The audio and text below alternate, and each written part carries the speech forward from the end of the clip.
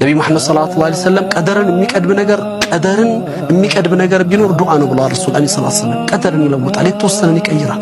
በዱዓ ሁሉ ነገር አላህ ያመጣል። ኻሊቀል ከውን የተዘጉ በሮችን ይከፍታል፣ የተበላሹ ግንቶችን ያስተካክላል። የሰማይ በርን መክፈት የሚችል ነው። ያ ረብ ያ ረብ ያ ረብ ያ ረብ ያለን ወደ አላህ እናልቅስ። ይሄ ብቻ ነው መፍትሄ። ደካሞች ነን፣ ፈቂሮች ነን። ሁላችን የሰው ልጅ ስንባል ፈቂሮች ነን። እኛ ደግሞ በሁሉም ማንነቶች ደካሞችና ድሆች ነን። ማን አለን ከሱ? ማን ነው ለኛ የሚሆነን ከሱ ውጭ? ወደሱ ማልቀስ ብቻ ነው። እናልቅስ ነው የምለው። አላህ ዱዓቸውን ከሚቀበላቸው ለሚለው ከሚሰማቸው በዱዓቸው አላህ መልካም ነገር ከሚለውጣቸውና ዛሬ ዱዓ እያደረግን አገራችንን ኡመታችንን የሰው ልጆችን ሁሉ ከዚህ ፈተና እንዲጠብቅልን መጨረሻችን እንዲያሳምርልን እናልቅስ የሚል መልእክቴን ለማስተላለፍ ነው። ወቢላሂ ተውፊቅ። ወሰላሙ አለይኩም ወራህመቱላሂ ወበረካቱ። ዱዓ ማለት ዝም ብሎ የቃላት ድርድር አይደለም። ዱዓ ከዓለማቱ ጌታ ጋር የሚደረግ ቀጥተኛ ንግግር፣ የልብ ትርታን ለፈጣሪ ማካፈልና ፍጹም በሆነው የአላህ ችሎታ ላይ መመካት ነው። ብዙዎቻችን ዱዓ አደርጋለሁ ግን አይሰማኝም ወይም ለምን አልተመለሰልኝም ብለን እናማርራለን። ነገር ግን ዱዓችን እንዲሰምር መጀመሪያ እንዴት እንደምንለምን ማስተካከል ይኖርብናል። አንደኛ በምስጋና ጀምር ወይም በሰላዋት አጅብ። ወደ አላህ ስትቀርብ ወዲያውኑ ፍላጎትህን አትዘርዝር። መጀመሪያ ለዋለልህ ውለታ ሁሉ አመስግነው፣ አልሐምዱሊላህ በል። በመቀጠል በነቢዩ ሙሐመድ ሰለላሁ ዐለይሂ ወሰለም ላይ ሰላዋት አውርድ። ይህ የዱዓ ተቀባይነት እንዲጨምር የሚደረግ ትልቅ መክፈቻ ነው። እኔን የሚያመሰግኑ ሰዎች ደግሞ ጸጋዬን የምጨምርላቸው ሰዎች እነሱ ናቸው። አመስጋኞችን ሰዎች ጸጋዬን እጨምርላቸዋለሁ አለ አላህ። ምን ማለት ነው አሉ? ሹክር ማለት አላሁ ስብሓነሁ ወተዓላ የሰጠህን ኒዕማ በሚገባው መንገድ መጠቀም መቻል ነው አሉ። አላህ አእምሮ ሰጥቶሃል። የበለጠ በሐፈዝክበት፣ ባነበብክበት፣ በተረዳህበት ቁጥር ሻርፕ እየሆነ ይሄዳል፣ ይጨምራል። ራሱ አቅምህ እየጨመረ ነው የሚሄደው። ሹክሩን ካልተጠቀምክበት፣ አላህ በሚወደው መንገድ ላይ ካልተጠቀምክበት እየዛገ ነው የሚሄደው፣ ይቀንሳል። አቅሙ እየጎለበተ አይሄድም። ገንዘብ ኢንፋቅ ባደረከው ቁጥር ይጨምራል። ለምን? አላህ ስብሓነሁ ወተዓላ መላኢካ መድቧል።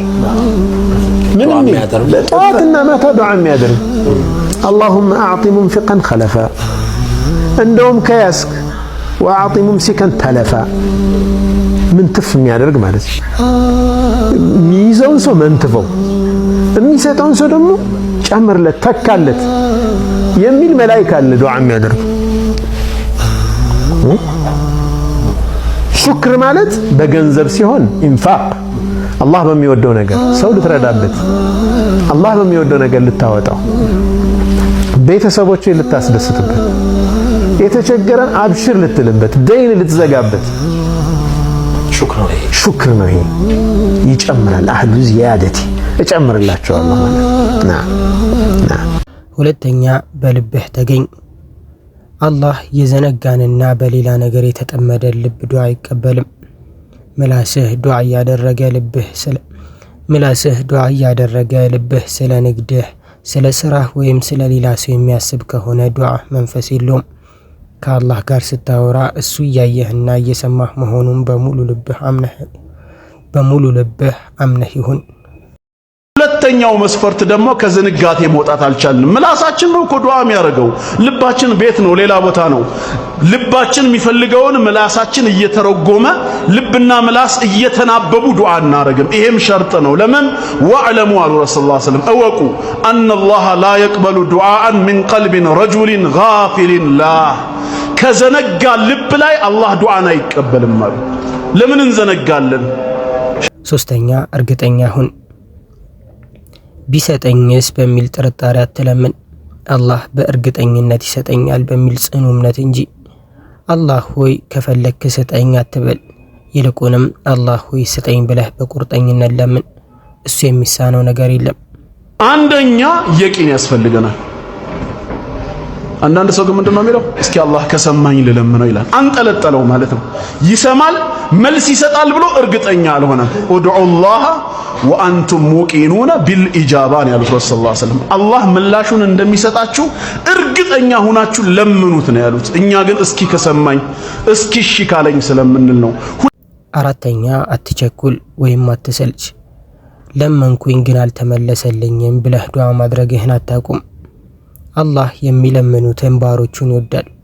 አንዳንዴ መልሱ የሚዘገየው አንተ ደጋግመህ ስትጠራው መስማት ስለሚፈልግ ወይም የተሻለ ነገር ሊሰጥህ ስላሰበ ነው። አይደለም ዱዓዬ መቅቡል አልሆነም ማለት ግን አትችልም። ነገረህ እንደ ጌታ ዱዓህን አልተቀበልኩም ማለት እንደውም አንዳንዴ ሆን ብሎ የሚከለክል ለአንተ አዝኖልህ ነው። አንድ ሐዲስ ስላለ ነው። ሰውየው የዱንያ መንገዶች ሁሉ ይስተካከሉለታል ይላል ሐዲሱ።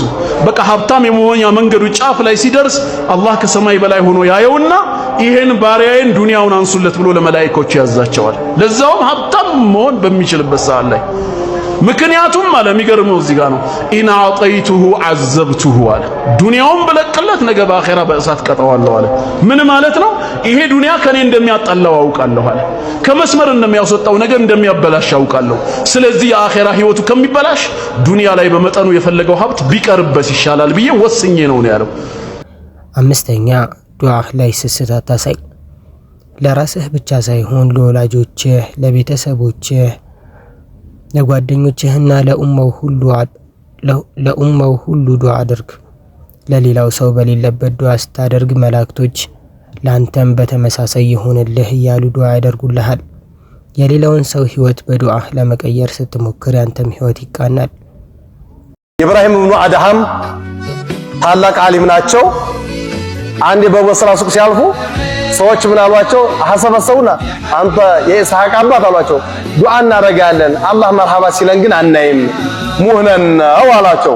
ኢብራሂም ኢብኑ አድሃም እኮ ነው ሙህነን ነው ሲሏቸው ምን አሉ?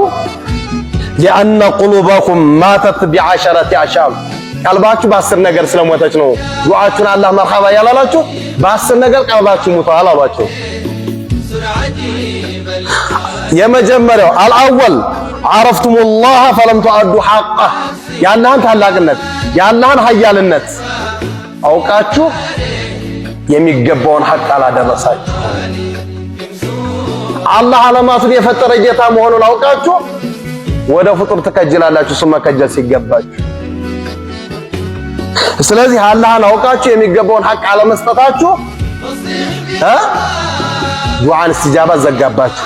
አንድ ሁለተኛ ወሳኔ زعمتم أنكم تحبون رسول الله صلى الله عليه وسلم وتركتم سنته ነብዩን እንወዳለን ብላችሁ አጥቃር ታረጋላችሁ ትናገራላችሁ።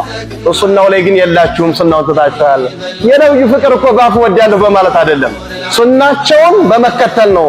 ቢምቲሳል المأمورات واجتناب المنهيات ያዘዙትን ስትሰራ የከለከሉትን ስትከለከል ትክክለኛ የነብዩ ሙሂብ ነህ ትባላለህ አንተ ሰውዬ ማለት ነው። ሱቢተኝ ተያሳለፍ ቁጭ ብለህ አድረህ በዱዓ ስም ሊሆን ይችላል፣ በዚክር ስም ሊሆን ይችላል። ቁጭ ብሎ አድረህ ሲያበቃ ሱቢህን ያሳልፋል። ይሄ ሰው እንዴት ነው የነብዩ ሙሂብ የሚሆነው? የነብዩ ሙሂብ ምንድነው መገለጫው? ነብዩ የመጡበትን 100% ተቀብሎ ማስኬድ ማለት ነው። ሰለላሁ ዐለይሂ ወሰለም አላህ ምንድነው ያለው በቁርአን? ቁል ኢን ኩንቱም ትሂቡነ አላህ ፈተቢዑኒ ዩሂብቡኩሙላህ። አላህ የምትወዱት ሆነ ብለህ በላቸው እኔን ተከተሉኝ ብለህ በላቸው አለ አላህ ተባረከ ወተዓላ ለነብዩ መሐመድ ሰለላሁ ዐለይሂ ወሰለም። የአላህ ውዴታ እንኳን መገለጫው ምንድነው? ነብዩን በመከተል ነው ማለት ነው። ስድስተኛ በችግር ጊዜ ብቻ አትለምን። በደስታህና በምቾትህ ጊዜ አላህን የምታውቀውና የምትለምነው ከሆነ በችግርህ ጊዜ ፈጥኖ ይደርስልሃል። ዱዓ የህይወትህ ዘይቤ እንጂ የአደጋ ጊዜ መውጫ ብቻ መሆን የለበትም። ወዳጄ ሆይ አላህ ለምኑኝ እመልስላችኋለሁ ብሎ ቃል ገብቷል። የእሱ ቃል ደግሞ አይታጠፍም። ምናልባት ዱዓ ያልተመለሰ መሰለህ የለመንከው ነገር ላንተ ጉዳት ስላለው አላህ የተሻለ ነገር አዘጋጅቶልህ ይሆናል። ወይም ደግሞ በዱዓ ምክንያት የሚመጣብህን መከራ አቃሎልህ ሊሆን ይችላል። ካልሆነም ለአኺራህ ታላቅ ምንዳ አድርጎ አስቀምጦልሃል። ዛሬውኑ ዱዓ አደራረግህን አስተካክል። እጆችህን ወደ ላይ አንሳ፣ ልብህን ሰብስብ፣ አይኖችህን በእንባ እርጥብና በዝግታ ለምነው። ያኔ በህይወትህ ላይ ተአምር ሲፈጠር ታያለህ። ዱዓ ማድረግ ያንተ ድርሻ ነው፣ መመለስ ደግሞ የአላህ ድርሻ ነው። አላህ ሱብሓነሁ ወተዓላ እኔም በተናገርኩት እናንተም በሰማችሁት የምንጠቀም ሰዎች አድርገን።